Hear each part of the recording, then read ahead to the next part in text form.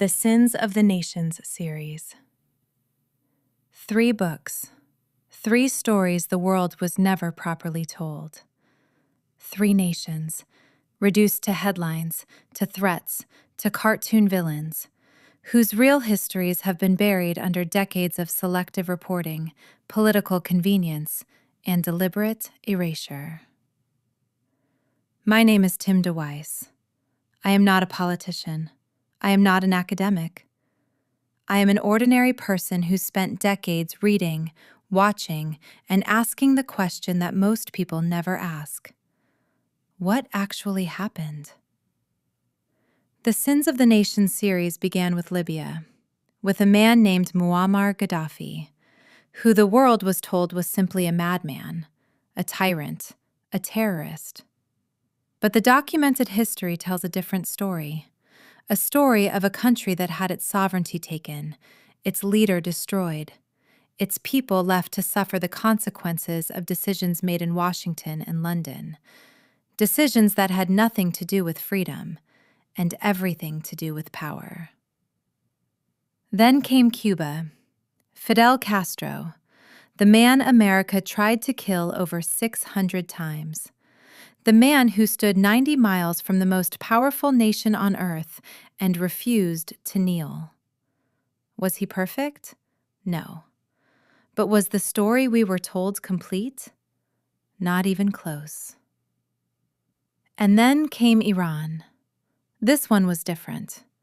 Writing this book brought me to tears, because Iran is not just a political story. It is a civilization.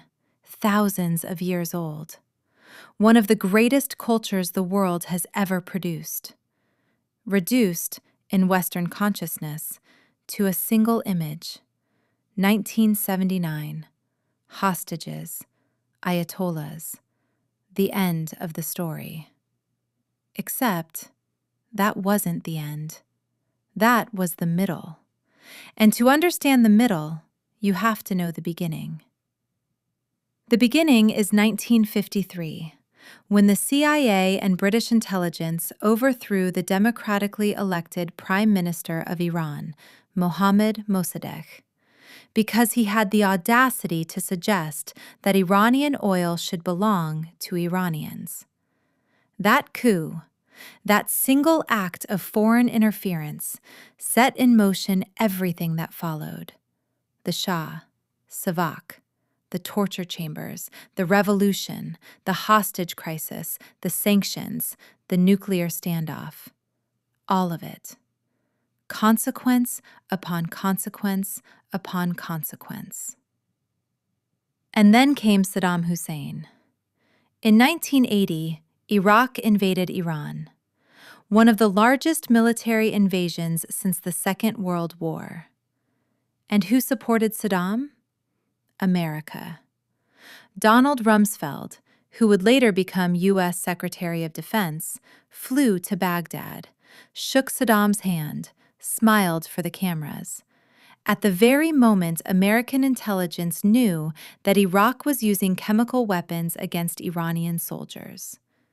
They knew, and they said nothing. Because a weakened Iran served American strategic interests. The weapons came, the intelligence came, the diplomatic cover came, and nearly 1 million people died. This is not conspiracy. This is documented, declassified, on the record. The same Western leaders who later called Saddam a monster were the ones who armed him. This series was not written to defend these men or these nations. It was written because the truth matters, because documented history matters, because 90 million Iranians, 11 million Cubans, 7 million Libyans deserve to have their stories told completely, not selectively, not conveniently, completely. These books were fact-checked, every claim verified, every interpretation challenged. Because if you are going to tell people what their governments did in their name, you had better be right. We were rigorous. We were balanced, and we were honest, even when the truth was uncomfortable, especially then. All 3 books are available now on Amazon, in Kindle and paperback. Muammar Gaddafi and the Sins of the Nations, Fidel Castro and the Sins of the Nations, Iran and the Sins of the Nations. Links in the description below. The next book in the series is Palestine, the one that has been the heartache of my life for as long as I can remember. That story is coming, and when it does, it will be the most important book I have ever written. Because this isn't just history, it's a wake-up call for the world we live in today.